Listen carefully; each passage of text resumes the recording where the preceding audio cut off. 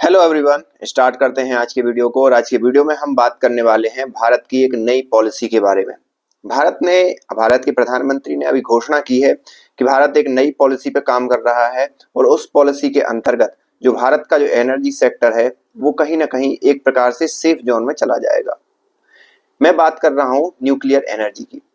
1962 में एक bill pass किया गया न्यूक्लियर पावर के लिए, और उसमें यह निर्धारित किया गया कि ये सिर्फ और सिर्फ गवर्नमेंट के अधीन होगा, और वो भी सिर्फ और सिर्फ सेंट्रल गवर्नमेंट के अधीन होगा, या उनकी जो गवर्नमेंट की एजेंसीज होंगी, गवर्नमेंट की जो कंपनी होंगी उनके अधीन होगा।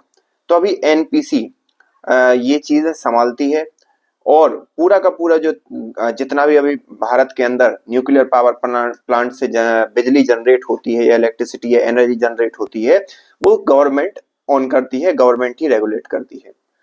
लेकिन भारत ने अभी 2025 का जो नया एनर्जी पावर बिल जो लेके आने वाली है, एनर्जी बिल लेके आने वाली है सरकार, उसमें प्राइवेट सेक्टर को भी उनने ओपन कर दिया गया है कि छोटे एक मॉड्यूलर टाइप के जो रिएक्टर हैं वो प्राइवेट सेक्टर के लिए भी अलाउ होंगे, जो सिर्फ और सिर्फ एनर्जी रिएक्शन या एनर्जी के लिए यूज होंगे। कि वहां पर अगर भारत की कोई कंपनियां उसके लिए अप्लाई करना चाहें तो कर सकती हैं, और साथ ही साथ एनर्जी बढ़ाने के लिए, एनर्जी की जो डिपेंडेंसी है कोयले के ऊपर, उसको कम करने के लिए प्रयास जारी है। तो ये तो एक बहुत अच्छा कदम है। ये दो मायनों में अच्छा कदम है। एक तो हमारा कोल के ऊपर डिपेंडेंसी कम होगी। अगर कोल या कोयला के ऊपर हमारी डिपेंडेंसी कम हो जाती है तो कोयला तो जनरेट तो कोयला भी अभी कर रहा है लगभग 70% के करीब।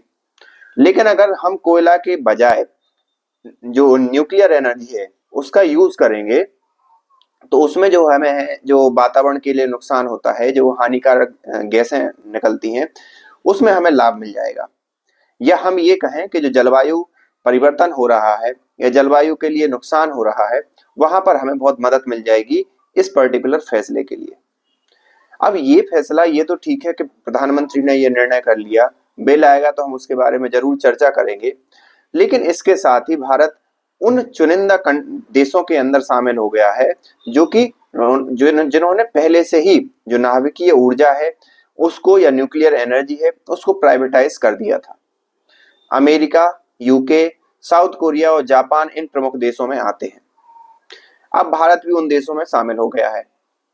लेकिन अब यहां पर जिम्मेदारी गवर्नमेंट कैसे निर्धारित करेगी ये देखना होगा, क्योंकि अगर जिम्मेदार व्यक्ति और जिम्मेदार कंपनी इस चीज को नहीं प्रॉपर से रेगुलेट करती है तो उसके परिणाम, न्यूक्लियर एनर्जी के परिणाम बहुत भयावह होते हैं।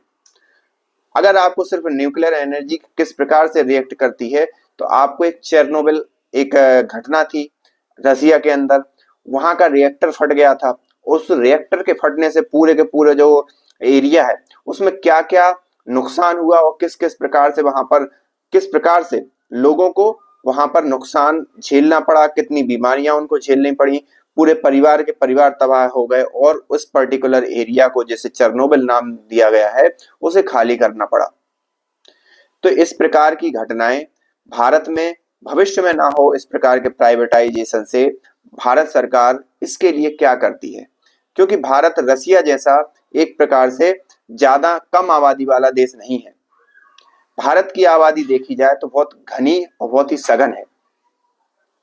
यहां पर अगर इस प्रकार की कोई घटना होती है तो वो बहुत भयावह होगी, और उसके परिणाम हमें बहुत लंबे समय तक देखने को मिलेंगे।